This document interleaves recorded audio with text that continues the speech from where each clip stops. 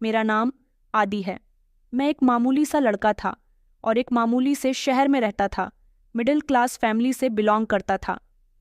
मेरे पिता एक सरकारी नौकर थे। मम्मी ने सारी जिंदगी हाउसवाइफ बनकर गुजारी थी। मैं पढ़ाई में शुरू से ही अच्छा था, इसीलिए मेरे पेरेंट्स को मुझसे बहुत उम्मीदें थीं। कम से कम इतनी कि मैं उनके घर का बोझ उठा सकूं। मेरा एडमिशन यूनिवर्सिटी में हुआ। यहाँ की दुनिया मेरे लिए नई थी। यह सबके चेहरे मेरे लिए अलग अलग थे। एक दिन जब मैं लेक्चरर हॉल में दाखिल हुआ तो एक चेहरा ऐसा था जो सबसे अलग था। उसकी आंखों में अजीब सी चमक थी। उसका नाम परिणीति था। शुरू में तो सिर्फ हम दोनों के बीच में हेलो हुई, फिर ग्रुप में असाइनमेंट करते करते बातें बढ़ती गई। अब हम दोनों की बातें असाइनमेंट से निकलकर पर्सनल तक पहुंच गई थीं। मुझे कहानी लिखने का बहुत शौक था। एक दिन परिणीति ने कहा कि अगर तुम मेरी जिंदगी पर कहानी लिखो तो मुझे पहले पढ़ाना। मैंने दिल ही दिल में सोचा कि अगर तुम मेरी जिंदगी का हिस्सा बन गई तो मैं तुम पर पूरी किताब लिख दूंगा। हम दोनों की दोस्ती धीरे धीरे मोहब्बत में बदल गई।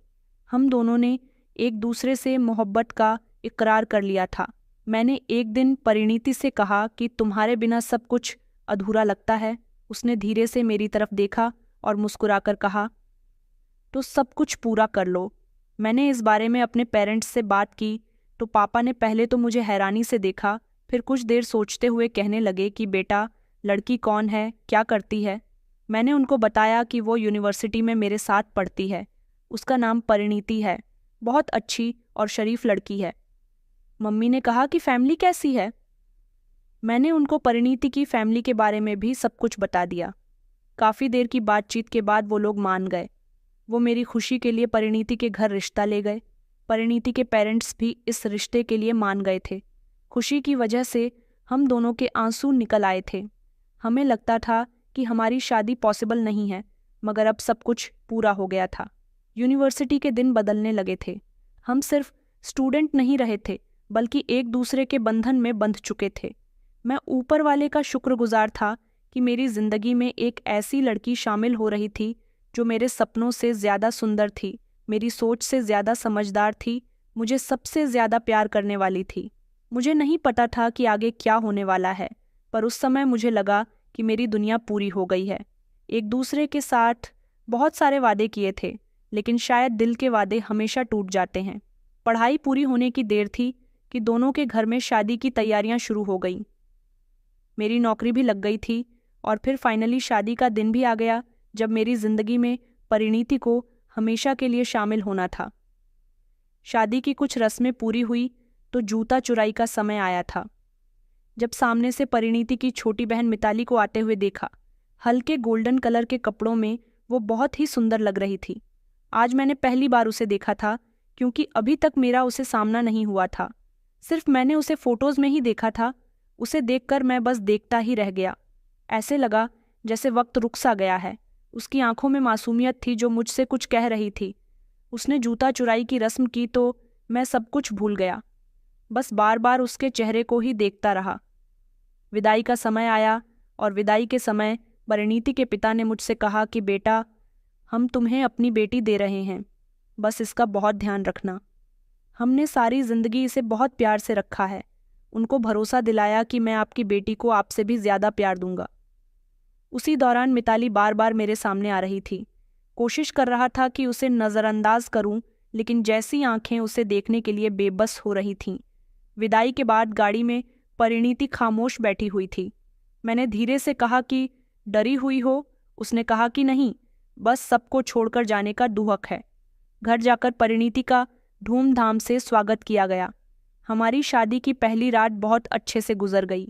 शादी को 2 दिन गुजर गए थे जब परिणीति की फैमिली ने हमें खाने पर इनवाइट किया। जब हम वहां पर गए तो मेरी नज़र सबसे पहले मिताली पर गई, जो कि आज भी बहुत सुंदर लग रही थी। हम सब लोग जब खाना खाने के लिए बैठे तो वो बार बार कभी मुझे कोई चीज़ पकड़ाती तो कभी कोई चीज़, बार बार कहती कि लीजिए ना जीजू। चावल की प्लेट देते समय अचानक उसका हाथ मेरे हाथ से टकरा गया। मुझे बहुत अजीब सा महसूस हुआ। परिणीति ने मुस्कुराकर कहा कि मेरी बहन हर काम में बिल्कुल परफेक्ट है, आपको वक्त नहीं लगेगा। इसे पसंद करने में परिणीति ने ये बात शायद मजाक में कही थी, लेकिन मेरे दिल में जैसे जगह कर चुकी थी। उसके बाद हम लोग मिताली के कमरे में गए। परिणीति ने अपने बचपन की एल्बम निकालकर मुझे दिखाई। उसने बताया कि मिताली के जन्म की तस्वीरें हैं और हमारी फैमिली ट्रिप की। मैं कोशिश कर रहा था कि परिणीति पर ध्यान रखूं, लेकिन तस्वीर में मिताली मुझे अपनी तरफ खींच रही थी। कुछ दिन बाद हमारे घर मेरे ससुराल वालों को इनवाइट किया गया। जब वहां पर मिताली आई तो घर के सब लोगों से बहुत अच्छे से बात कर रही थी। कुछ दिन और गुजर गए। मैं और परिणीति नए घर में शिफ्ट हो गए। हमारी जिंदगी की नई शुरुआत हो गई थी, लेकिन मिताली का ख्याल मेरे दिल से निकलने का नाम नहीं ले रहा था। मैं कभी कभी बहाना बनाकर परिणीति से कहता कि चलो तुम्हारे घर चलते हैं, मम्मी पापा का हालचाल पूछ लेते हैं। वो खुशी खुशी वहां जाने के लिए तैयार हो जाती और मुझे वहां पहुंचकर मिताली को देखकर जैसे सुकून मिलता था। मिताली की सुंदरता धीरे धीरे मेरे दिल में जगह बना रही थी। बस वो दिन मेरी जिंदगी का पहला दिन था, लेकिन शायद जिंदगी सिर्फ परिणीति के साथ नहीं, किसी और की झलक भी उसमें शामिल हो चुकी थी। हम दोनों की शादी के बाद जैसे सब कुछ नॉर्मल सा होने लगा था। परिणीति जल्दी उठती थी, नाश्ता बनाती थी, मुझे ऑफिस के लिए तैयार करती। मैं कुछ देर अखबार पढ़ता, फिर चाय के कप के साथ रोज की खबर सुनता। शाम को घर आता तो वो दरवाजे पर मेरा इंतजार कर रही होती थी, ऐसे जैसे हम दोनों के बीच पहले जैसी मोहब्बत अभी तक कायम हो। लेकिन ये सब एक अलग सिस्टम लगने लगा था। एक दिन इत्तेफाक से परिणीति ने कहा कि मम्मी का फ़ोन आया था, कह रही थी कि तुम लोग आजकल घर नहीं आ रहे हो। मुझे तो जैसे बहाना मिल गया था। मैंने फ़ौरन ही कहा कि चलो संडे चलते हैं, तुम भी अपने फैमिली को याद कर रही होगी। मेरे दिल में एक अजीब सी हलचल थी। ससुराल पहुंचे तो परिणीति की मम्मी ने दरवाजे पर ही मुझे गले लगा लिया। कहने लगी कि आ गया मेरा बेटा, भगवान तुम दोनों को हमेशा खुश रखे। परिणीति अंदर चली गई थी और मिताली बाहर निकली। उसके हाथ में फाइल थी। कहने लगी कि जीजू आ गए हैं, जल्दी से मिठाई निकालिए। मैंने कहा कि जीजू कहने की क्या ज़रूरत है, तुम मेरा नाम भी तो ले सकती हो। वो हंसने लगी और कहने लगी कि ठीक है आदि जी।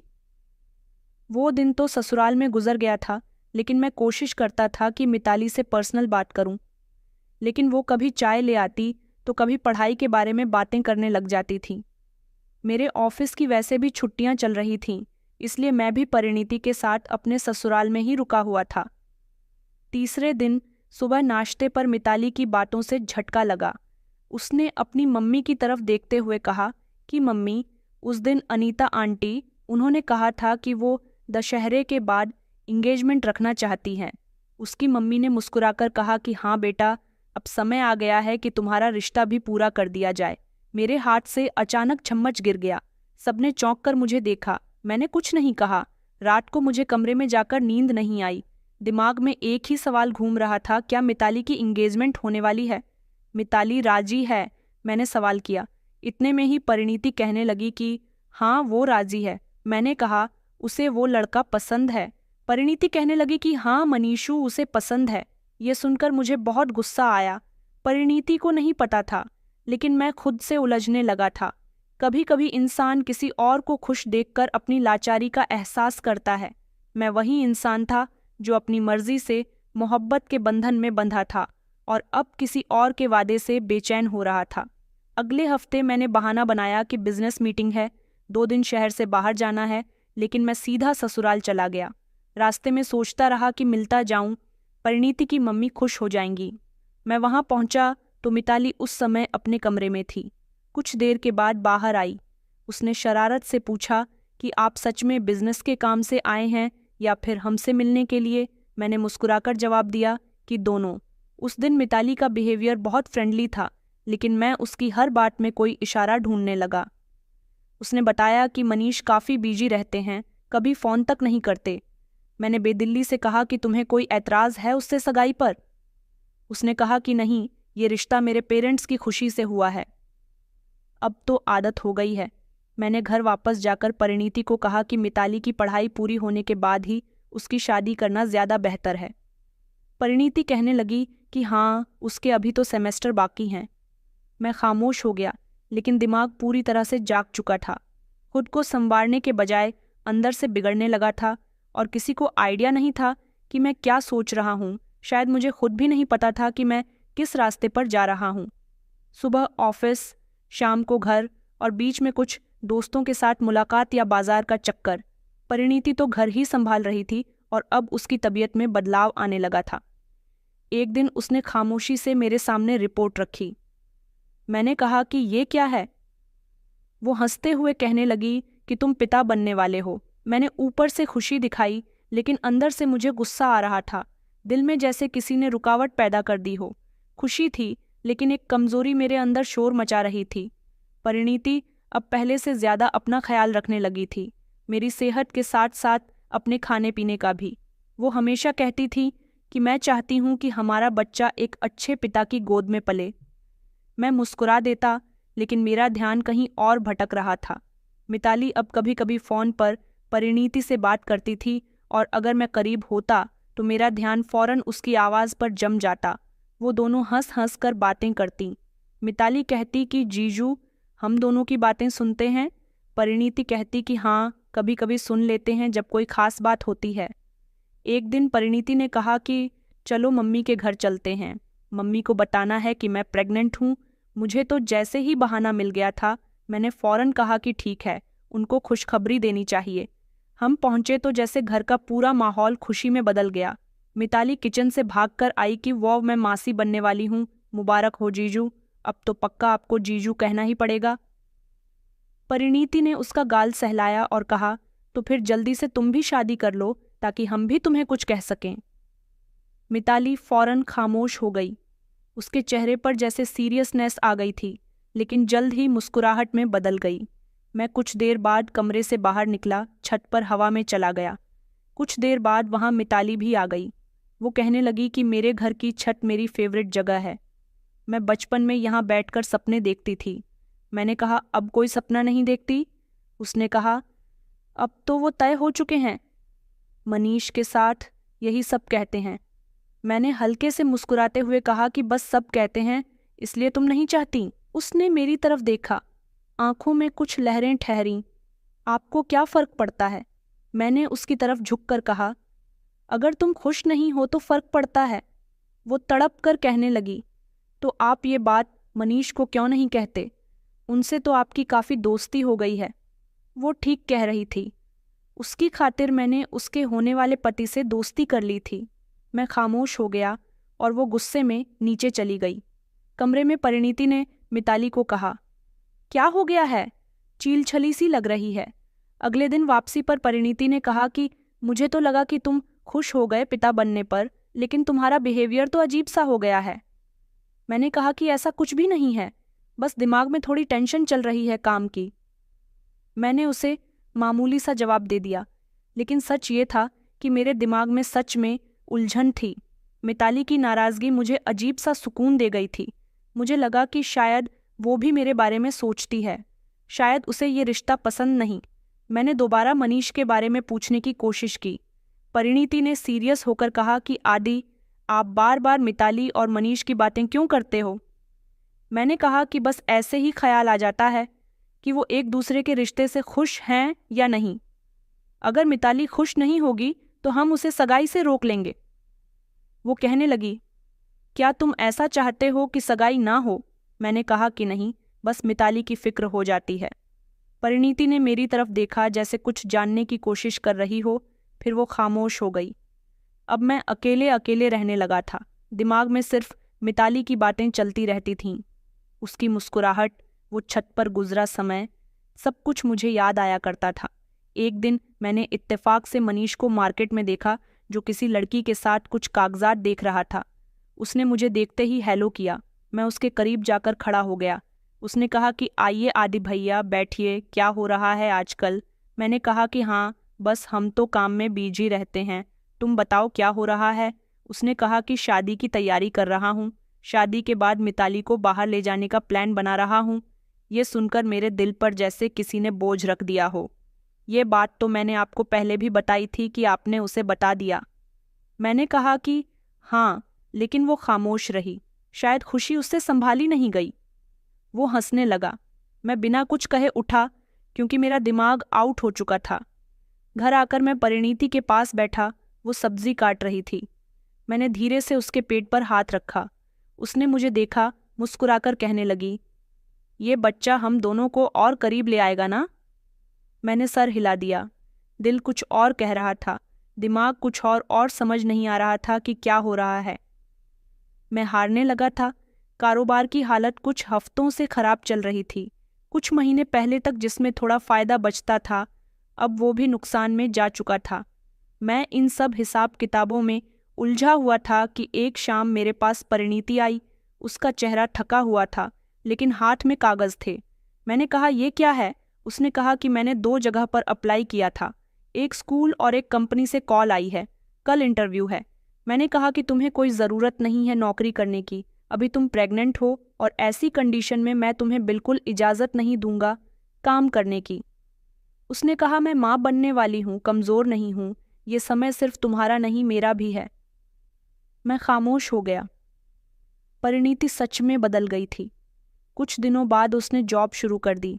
सुबह जाती, शाम को घर वापस आती, थकी हुई होती, मगर खाने के लिए कुछ ना कुछ बना ही लिया करती थी।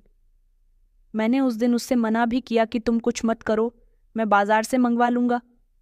उसने कहा कि नहीं, तुम्हारे लिए ये सब कौन करेगा।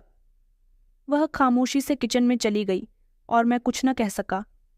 मैंने उसको थैंक यू भी नहीं बोला। मेरी नज़र में सिर्फ एक ही चेहरा था जिसकी तस्वीर हर बार मेरे दिमाग पर छा जाती थी, मिताली। मैं हमेशा परिणीति से कहता कि चलो मम्मी के घर चलते हैं, मिताली के हालचाल पूछ लेते हैं। वो बिना किसी सवाल के तैयार हो जाती थी। वो समझती थी कि मैं उसके परिवार की फिक्र करता हूँ, उनमें इंटरेस्ट लेता हूँ, लेकिन मेरी नीयत में सिर्फ उसकी बहन थी। ससुराल पहुंचकर मैं फौरन मिताली को तलाश करता कि वो कहाँ पर है। वो कभी अपने कमरे में पढ़ाई कर रही होती तो कभी किचन में काम कर रही होती थी। हर बार मैं उसे देखकर अपने दिल को तसल्ली दिया करता था। एक दिन वो गैलरी में अकेली बैठी हुई थी। परिणीति अंदर थी। मैं चुपचाप जाकर उसके पास बैठ गया। मैंने कहा, काफ़ी खामोश हो आजकल तुम। उसने कहा कि आपको कैसे पता? मैंने कहा कि बस, मैं तो तुम्हें देखता रहता हूँ। उसने बताया कि मनीष की तरफ से उसकी फैमिली दबाव डाल रही है। वो लोग शादी की डेट फिक्स करना चाहते हैं। और तुम क्या चाहती हो?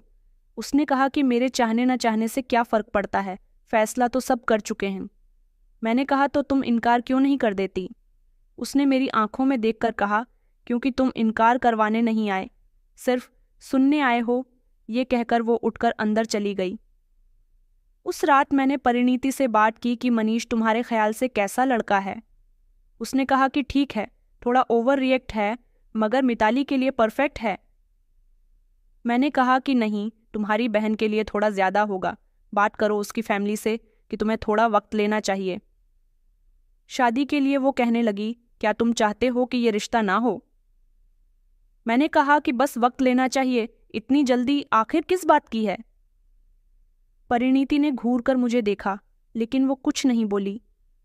अगले दिन जब मैं ऑफिस गया तो मकान मालिक ने मुझे साफ कह दिया कि अगले हफ्ते मकान का किराया नहीं दिया तो घर खाली करना पड़ेगा।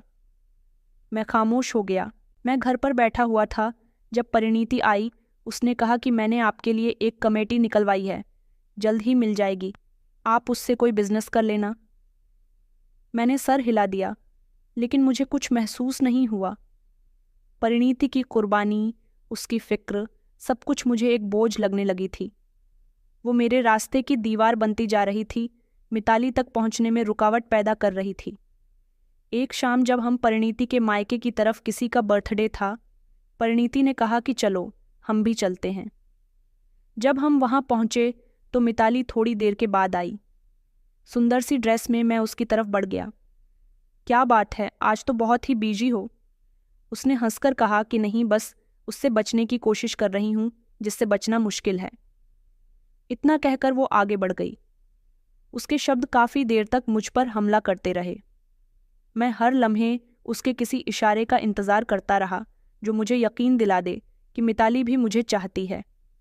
बिजनेस की परेशानी, परिणीति की कंडीशन की वजह से सब बेकार लगने लगा था।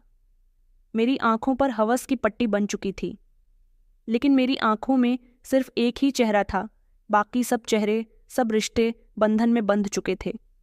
मैं बाकी सबकी नज़रों में वही आदि था जो एक पति था, पिता बनने वाला था, लेकिन अंदर से मैं मिताली का कैदी बन चुका था और ये कैद अब शायद उम्र भर की होने वाली थी। सुबह ऑफिस जाने के बहाने मैं हमेशा पार्क में चला जाता था। वैसे भी ऑफिस में मेरी कोई जगह नहीं थी, लेकिन दिमाग में एक और वही हिसाब किताब चल रहा था जिसे पूरा करने का ना मैं खुद को काबिल समझता था और ना ही खुद को कमज़ोर करने के लिए तैयार था। घर की सारी परेशानी मेरी पत्नी ने ऐसी हालत में भी अपनी नौकरी से हल करनी शुरू कर दी थी। मुझे मिताली की एंगेजमेंट से पहले कुछ भी अच्छा नहीं लग रहा था। घर में उसकी एंगेजमेंट की तैयारियां जोर शोर से चल रही थीं। सब खुश थे और मैं खामोश था, तमाशा देख रहा था, अंदर ही अंदर कुछ सोच रहा था। एक दिन परिणीति की मम्मी कह रही थी कि मिताली की शादी की डेट भी फाइनल कर लेते हैं। मनीष की फैमिली चाहती है कि अगले महीने इन दोनों की शादी हो जाए। मैंने चौंक कर कहा कि इतनी जल्दी क्यों? उन्होंने कहा कि बेटा, तुम्हें कोई ऐतराज़ है? मैंने कहा कि नहीं, मुझे कोई ऐतराज़ नहीं है, बस वो मिताली अभी पढ़ रही है। उसकी मम्मी कहने लगी कि मनीष बाहर जाना चाहता है, इससे पहले शादी हो जाएगी तो मिताली भी उसके साथ चली जाएगी, यही उसका प्लान है। मेरा सर झुक गया। उस रात मैं छत पर अकेला जाकर बैठ गया। परिणीति की बार बार आवाज़ आती रही, आदि कहाँ हो, खाना खा लो, ठंडा हो रहा है। मैंने कोई जवाब नहीं दिया। अब एक फैसला मेरे दिमाग में था। अगले दिन मैंने परिणीति के लिए दोपहर में चॉकलेट खरीदी और फिर खुद को समझा दिया कि देख लो, अगर ये एहसास खत्म हो सकता है तो क्यों ना उसे मौका दिया जाए। घर जाकर मैंने परिणीति को चॉकलेट दी तो वो खुश हो गई। उसने मुस्कुराकर कहा कि मम्मी कहती हैं कि प्रेग्नेंट औरत को छोटे छोटे तोहफे बहुत खुश करते हैं। मैंने मुस्कुराकर सर हिला दिया। मेरे दिमाग में बस एक बात चल रही थी कि मैं इस औरत को मार सकता हूँ जो अब मेरी संतान को जन्म देने वाली है। ये सवाल मेरे दिमाग को काट रहा था और मैं खुद को बहाने देता कि मैं मजबूर हूँ। अगर मिताली मेरी हो सकती है तो सब कुछ ठीक हो जाएगा। ये बस एक रुकावट है। कई दिनों तक मैंने परिणीति से अलग रहना शुरू कर दिया। रात को देर से घर आना, सुबह जल्दी जाना, बातों में बेरुखी। वो समझ गई थी कि कुछ न कुछ तो गड़बड़ है। एक शाम उसने मुझसे पूछा कि आदि, क्या मैं तुम्हारे लिए अब बोझ बन गई हूँ? मैंने चौंक कर उसकी तरफ देखा। उसकी आंखों में आंसू थे। मैंने कहा कि तुम ऐसा क्यों सोचती हो? उसने कहा कि आपका बिहेवियर से ऐसा लगता है। आप मुझसे दूर हो गए हो। ये शायद आपको मुझसे कुछ और चाहिए था जो मैं आपको नहीं दे सकी। मैंने कहा कि ऐसा कुछ भी नहीं है, बस बिजनेस की टेंशन है। फाइनेंशियल हालत खराब होने की वजह से परेशानी हो रही है। उसने कुछ नहीं कहा। काफ़ी देर तक खामोश रही। फिर कहने लगी कि अगर मेरी मौजूदगी आपको तकलीफ दे रही है तो मुझे बता देना, मैं इल्ज़ाम नहीं दूंगी। ये शब्द मेरे अंदर जैसे धमाके की तरह गूंज रहे थे।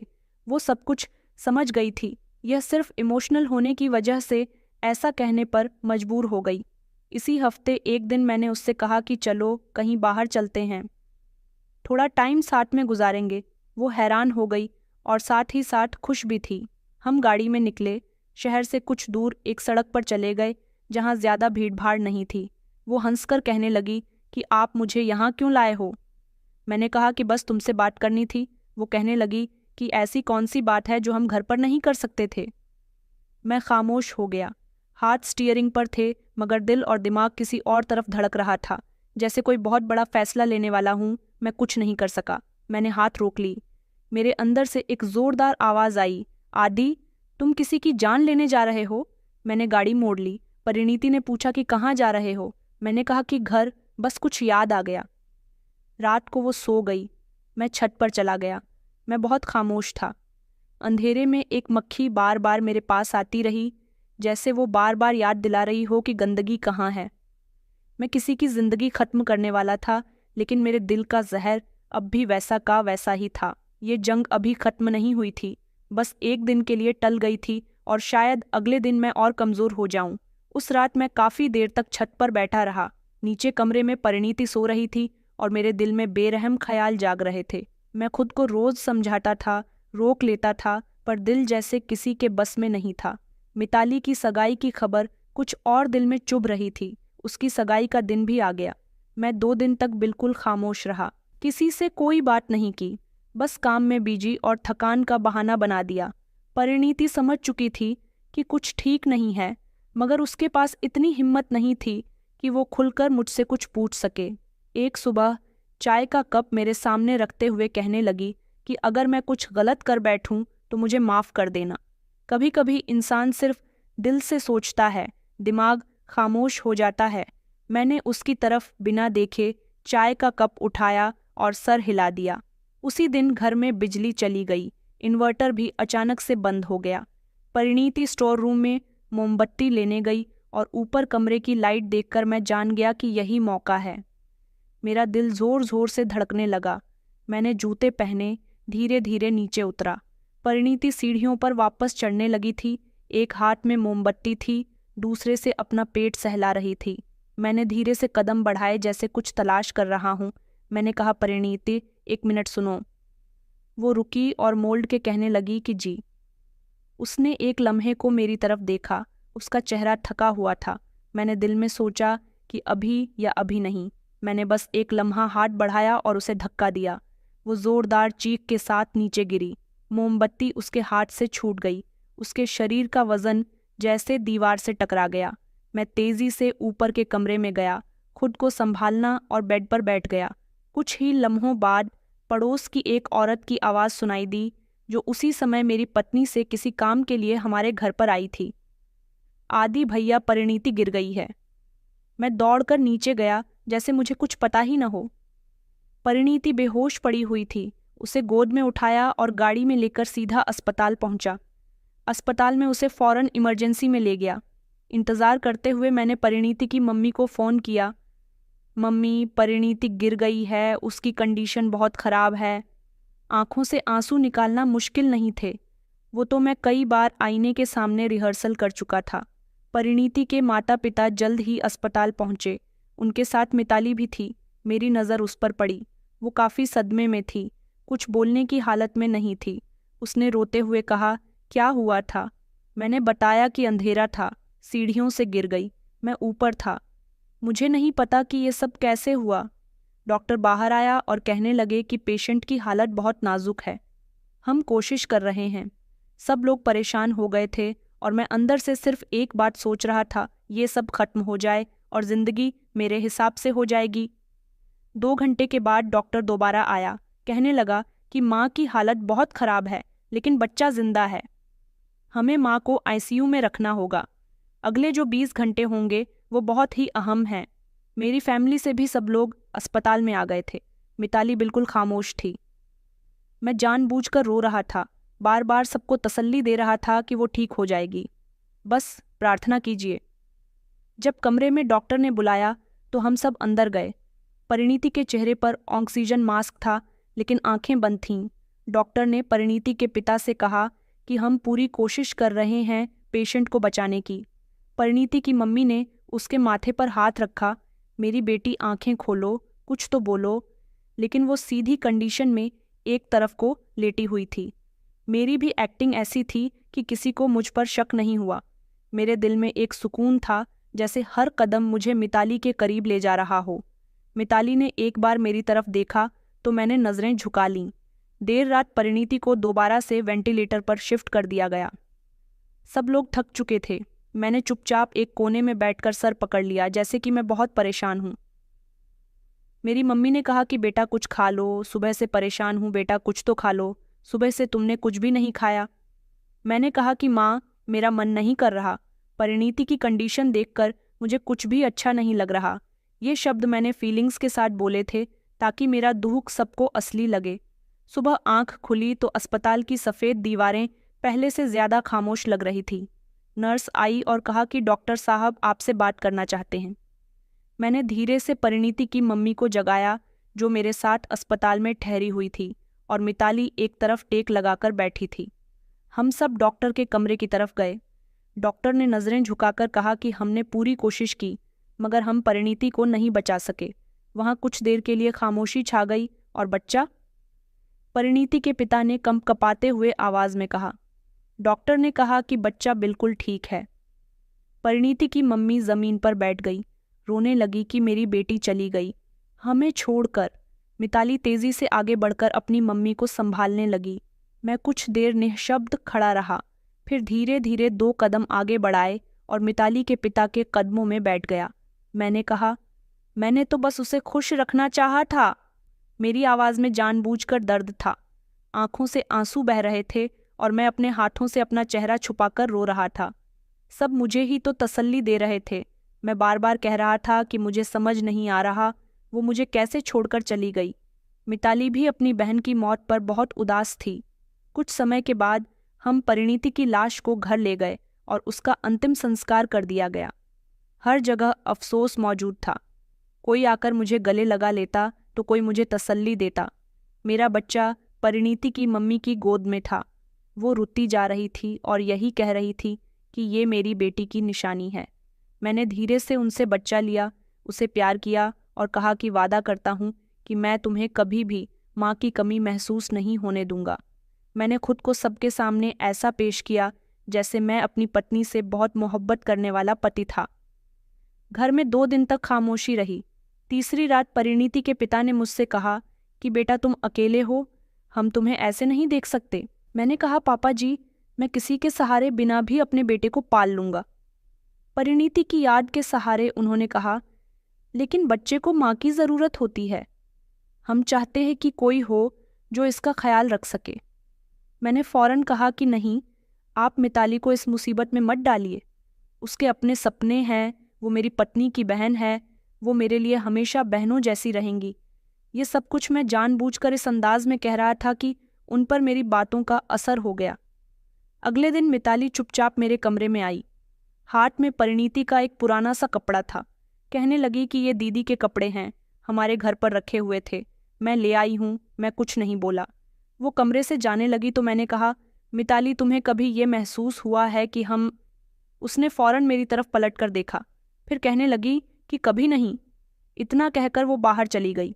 मेरे चेहरे पर एक हल्की सी मुस्कुराहट उभरी, जैसे मंजिल अब मेरे ज्यादा दूर नहीं, मैंने सबके दिल जीत लिए थे। अब अगला कदम सिर्फ वक्त का था। अगले दिन मैं अपने बेटे को गोद में लेकर बैठा हुआ था, खामोश था। लगातार यही सोच रहा था कि लोग कितनी जल्दी दुख पर यकीन कर लेते हैं और कुछ ऐसे शब्द जो दिल को छू जाए, वही इंसान जो असल में मुजरिम होता है, सबको मासूम नजर आने लगता है। एक दिन परिणीति के पिता मेरे पास आए और कहने लगे कि बेटा, हमने बहुत सोचा, इस बच्चे को माँ की ज़रूरत है, हम तुम्हें अकेला नहीं छोड़ सकते। मैंने कहा, पापा जी प्लीज़ ऐसी बातें ना करें मेरे लिए, अब मेरी पत्नी की जगह कोई नहीं ले सकता। उन्होंने कहा कि ये बच्चा एक माँ के बिना कैसे रहेगा, तुम्हारी जवानी, तुम्हारी जिंदगी का क्या होगा। हम नहीं चाहते कि तुम सारी जिंदगी अकेले रहो। ऐसा लगा जैसे वो आगे भी कुछ कहना चाहते हैं लेकिन रुक गए। फिर कहने लगे कि अगर तुम चाहो तो मिताली। मैंने ये सुनते ही कहा कि नहीं, ये क्या कह रहे हैं। मिताली मेरी पत्नी की बहन है, वो बच्ची है, उसे मैं कैसे। उन्होंने मेरे सर पर हाथ रखा और कहने लगे कि नहीं, अब वो बड़ी हो गई है और वो इस बच्चे की मासी है, उसे माँ से बढ़कर प्यार देगी। परिणीति के पिता ने कहा, ये रिश्ता सबके लिए बेहतर होगा। मैं खामोश हो गया। मैंने कहा, और मिताली की क्या मर्जी है। उन्होंने कहा कि वो हम देख लेंगे बेटा। मैंने कहा कि ठीक है, आप मुझे थोड़ा वक्त दीजिए, मैं सोच कर बताता हूँ।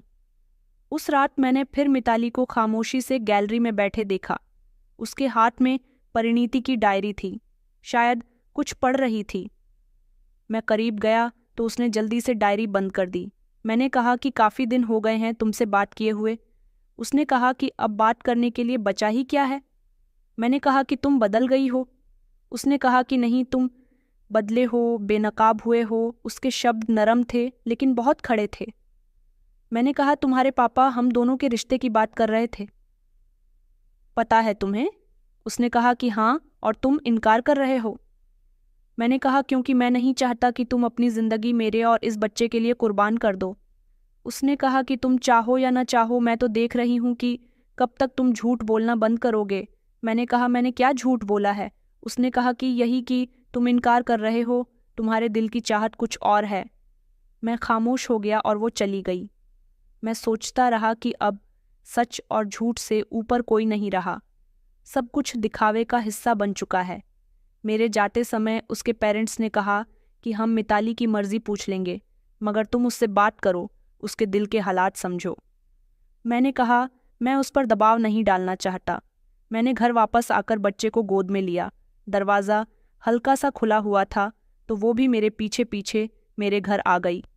उसके हाथ में दूध की बोतल थी। कहने लगी कि बच्चे के लिए लाई हूँ। मैंने धीरे से कहा कि ये तुम्हारी बहन की निशानी है, इसलिए इसे संभाल रही हूँ, ना बुरे की। फिर कहने लगी कि सबके सामने जो चालाकी तुमने की है ना, वो कामयाब लगती है, पर जो अंदर से जानते हैं उनके सामने तुम खाली हो। मैं खामोश रहा। वो चली गई थी, मगर उसकी बातें बड़ी अजीब थीं। 1 महीना गुजर चुका था। परिणीति के जाने के बाद सब कुछ खामोश था। परिणीति के पेरेंट्स हमारे घर मुझसे और बच्चे से मिलने के लिए आते थे और कहकर जाते थे कि हम सोच रहे हैं तुम्हें अकेला नहीं रहने देंगे। एक दिन उसके पिता ने मुझे बताया कि मिताली ने हाँ कर दी है और हम शादी की तारीख तय करना चाहते हैं, अगले हफ्ते की। मैंने कह दिया कि जैसा आप लोग ठीक समझे। दिल में खुशी की लहर दौड़ रही थी। मैं जो चाहता था अब मुझे मिलने वाला था।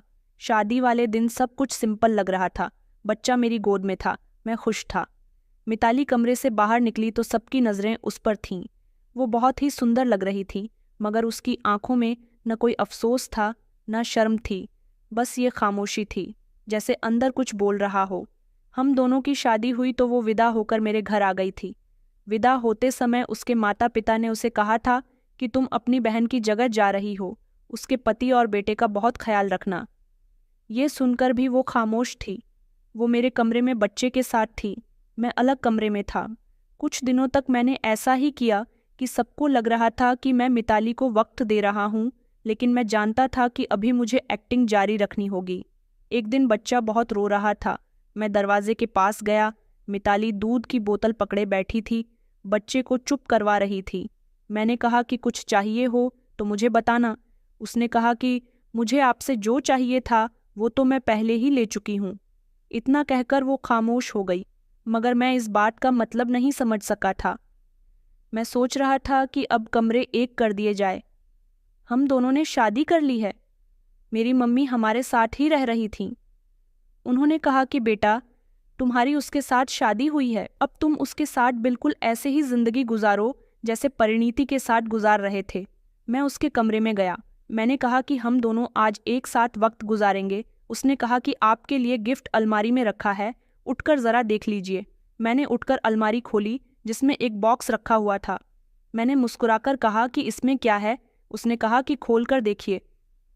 उस पर मेरा नाम लिखा हुआ था। मैंने बॉक्स खोला तो उसमें एक डायरी थी। मैंने कहा, डायरी? उसने कहा कि हाँ, ये वही है जो मेरी बहन ने तुम्हारे साथ झेला है।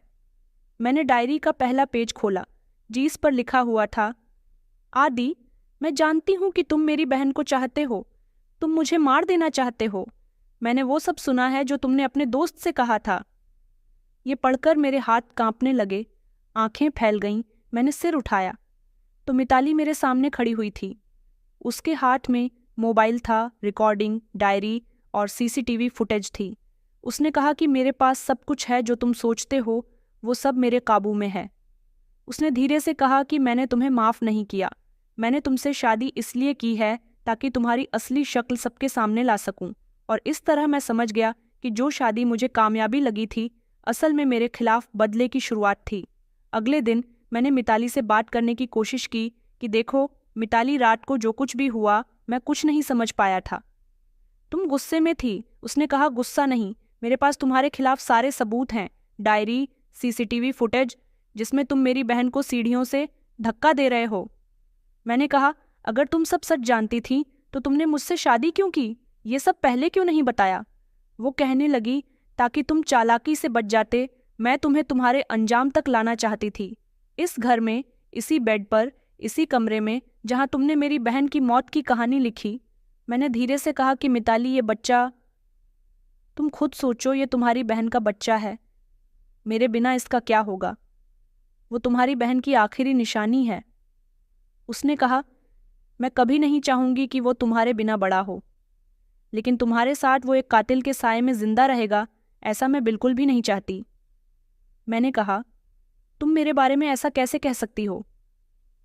वो कहने लगी, क्योंकि मैं जानती हूं कि तुमने क्या किया है। उसने कबर्ड खोली और एक रिकॉर्डिंग निकाली और कहने लगी कि ये वो कॉल है जो तुमने अपने दोस्त को की थी, जिसमें तुमने कहा था कि मेरा दिल चाहता है कि मैं परिणीति को रास्ते से हटा दूं। वो रिकॉर्डिंग सुन रही थी जिसमें मेरी ही आवाज़ थी, मुंह से बार बार सुन रही थी। मैं सहम गया। मैंने कहा, ये सब तुमने कैसे रिकॉर्ड किया? उसने कहा कि तुम भूल गए कि तुम्हारे फ़ोन की बैकअप सर्विस ऑन थी और तुमने मुझे कभी ये नहीं बताया कि तुमने क्या छुपाया था। मैं खामोश हो गया। मिताली ने एक और फाइल मेरे सामने रखी। ये सीसीटीवी फुटेज है पड़ोस के घर की, जिसमें तुम परिणीति को धक्का दे रहे हो। मैंने मोहल्ले वालों से खुद लेकर अपने पास रखी। मैंने कहा, तुम क्या चाहती हो? उसने कहा कि मैं चाहती हूँ कि तुम जेल जाओ, लेकिन जाने से पहले एक और काम करना। ये डिवोर्स के पेपर हैं, इन पर साइन कर दो। मैंने वो कागज़ देखे, मेरे हाथ कांपने लगे। डिवोर्स के बाद बच्चा मैं अपने पास रखूँगा। वो कहने लगी कि नहीं, बच्चा मेरे पास रहेगा, फैसला अदालत का होगा। तुम्हारी हरकतें देखकर और तुम्हारे सारे सबूत देखकर अदालत कभी भी बच्चे को तुम्हारे पास नहीं जाने देगी। मैंने पेपर्स पर साइन किया। मेरे शरीर से पसीना बह रहा था। उसने कहा कि मैं पुलिस को फ़ोन कर चुकी हूँ, थोड़ी ही देर में पुलिस पहुँचने वाली है। मैंने कहा, मिताली प्लीज़ मुझे एक मौका दे दो, मैं बदल जाऊँगा। मौका? कैसा मौका? तुमने मेरी बहन को मौका दिया था। तुमने तो उसे एक भी मौका नहीं दिया। वो माँ बनने वाली थी, तुमने उसकी ज़िंदगी छीन ली। अब तुम्हें भी वही मिलेगा जो तुमने किया। दरवाजे पर दस्तक हुई। मिताली ने खामोशी से दरवाज़ा खोला। पुलिस अंदर आई, मुझसे पहचान पूछी और हथकड़ियाँ लगा दीं। आपको परिणीति की मौत के केस में गिरफ्तार किया जाता है।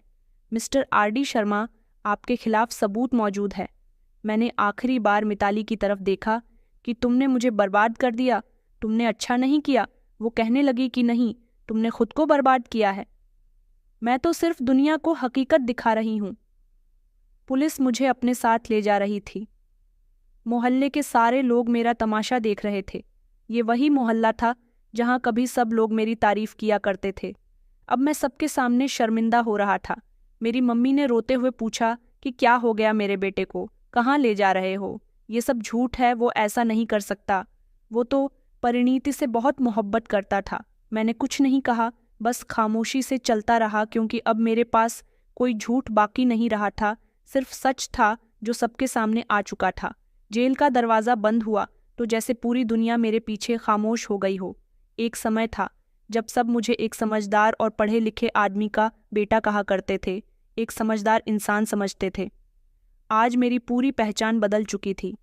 मैं एक मुजरिम और एक कातिल बन गया था, एक धोखेबाज इंसान था। पहले दिन हवालात की दीवारों को लगातार घूरता रहा। मुझे अपनी पत्नी की याद आ रही थी, वो पत्नी जिसने मेरे लिए कितनी कुर्बानियाँ दी थीं और मैंने उसके लिए क्या किया। उसकी बहन पर मेरी नज़र क्या जम गई। मैं उसकी मोहब्बत को भूल गया, उसकी कुर्बानियों को भूल गया, उसकी उन बातों को भूल गया जब वो शादी से पहले मुझसे कहा करती थी कि कभी मुझे मत छोड़ना। मैं तुमसे बहुत मोहब्बत करती हूँ, हम दोनों साथ मिलकर ज़िंदगी बिताएंगे। हम दोनों ने न जाने कितने सपने देखे थे, और फिर एक दिन मेरी नीयत में बदलाव आ गया और फिर सब कुछ बदल गया, सब कुछ बर्बाद हो गया। मिताली ने बिल्कुल सही कहा था कि मैंने अपने हाथों से सब कुछ बर्बाद कर लिया। मैं चाहता तो अपनी औलाद की खातिर अपने दिल से गलत ख्याल निकाल सकता था, लेकिन मैंने ऐसा नहीं किया।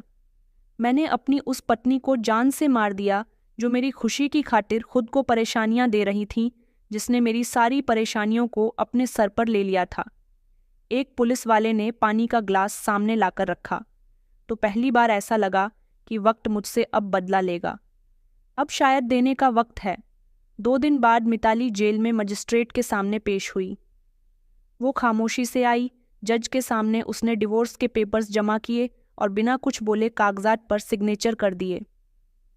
मेरी नज़र उस पर जमी हुई थी, लेकिन उसने एक बार भी मेरी तरफ नहीं देखा।